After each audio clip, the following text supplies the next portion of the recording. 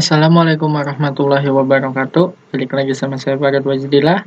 Di tutorial kali ini saya akan membuat konfigurasi dynamic NAT overload. Di sini saya udah punya sebuah jaringan LAN, topologi ataupun sebuah soal di mana menggunakan dua router dan satu switch dan satu komputer klien.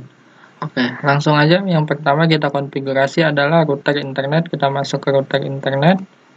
Kita klik no, kita tulis no, kita enable untuk mengaktifkan, kita masuk ke config terminal, kita setting IP yang pertama yaitu 0/0,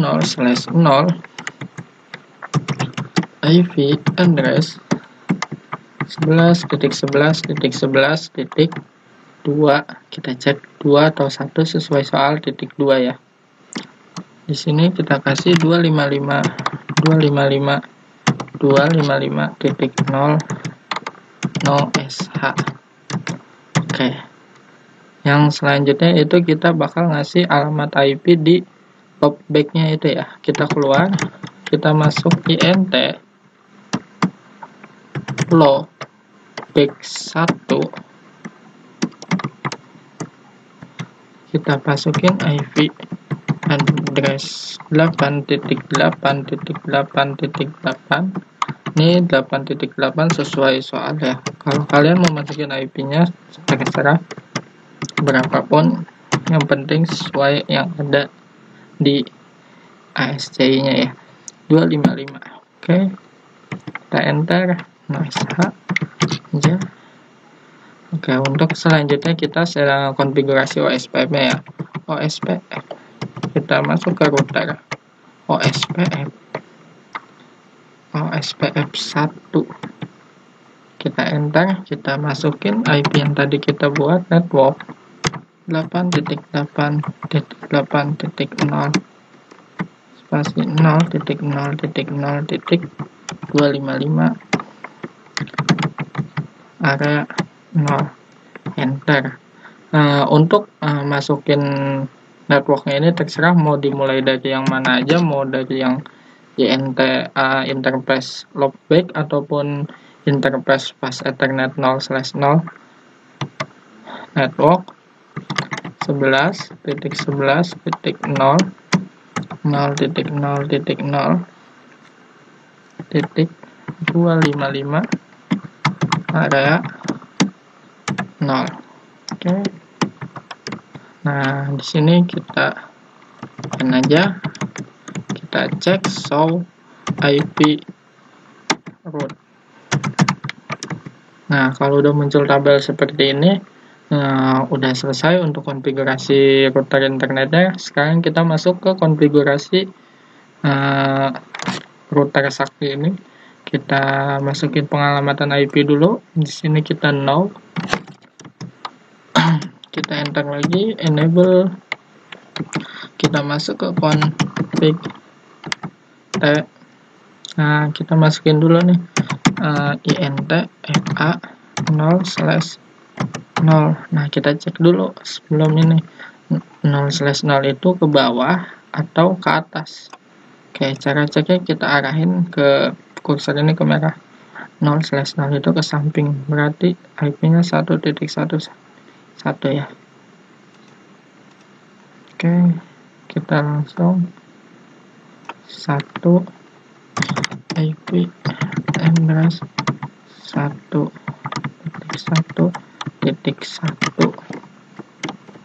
255.255.0 enter, no sh. Nah, dia langsung hijau dibaca di samping yang ini nih, berarti udah connect. Sekarang kita masuk ke yang bawah, kita exit dulu sebelumnya, int fa 0/1 IP address 192.168.2 titik berapa nih ya, 2.1 sesuai soal ya, 2.1. Jangan lupa subnetnya titik 0 no sh.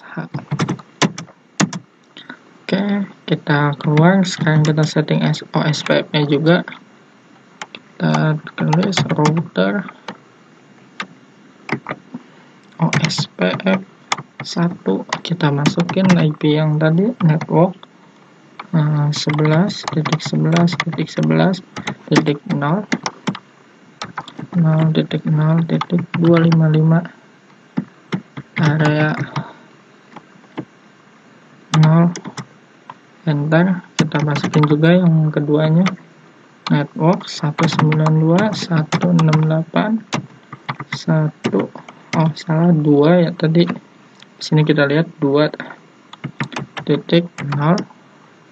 Oke, di sini kepencet 2.0 0.0.0.255 spasi area 0. Kita enter, kita kita cek juga show IP route, kita enter. Nah, di sini dia juga udah muncul sama seperti yang di sini barusan. Nah, di sini dia juga udah muncul sama juga sama yang kayak di sini, berarti udah sukses. Sekarang kita masukin IP nya dulu untuk PC kliennya. Kita masuk ke IP konfigurasi 192.168.2.100 saja. Untuk 2.1 nggak harus 100, semua bisa, asal networknya itu sama, yaitu 2.1. Oke, sekarang kita tes ping nih ke gateway-nya ya. Ping 192.168.2.1, enter. Kita ping juga ke yang 11.1, enter. Kita ping ke ke IP loopback-nya, ping 8.8.8. Nah, di sini udah masuk, udah connect juga ke yang 8.8 ya.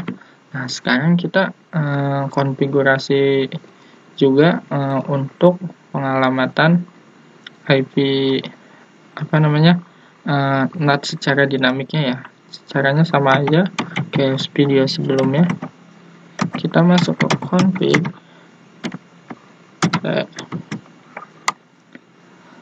kita masuk ke int fa0/0. Oke, di sini IP NAT outset, enter. Exit, kita masuk lagi ke int yang satunya, pas Ethernet 0/1 IP NAT inside, exit. Nah, di sini kita cek lagi IP NAT exit. Nah, kita kasih akses permitnya, akses list 1 permit 192.168.2.0.0.255, enter. Kita kasih juga IP, kita setting IP NAT overload-nya, IP NAT insert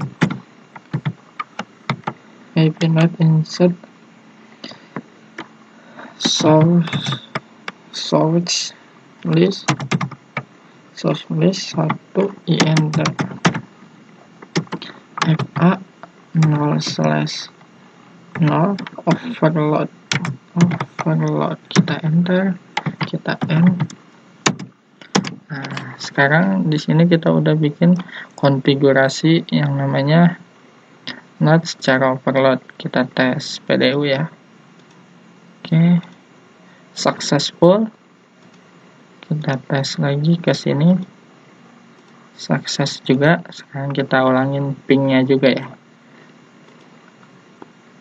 Oke, kita tes ping lagi. Nah, pingnya juga masih terkoneksi. Kita cek juga pingnya ke 11.11.2. Nah, udah terkoneksi semua tanpa ada yang request timeout ataupun pilot menggunakan PDU. Mungkin itu aja tutorial untuk konfigurasi dynamic NAT overload. Bila ada kekurangan mohon maaf. Wassalamualaikum warahmatullahi wabarakatuh.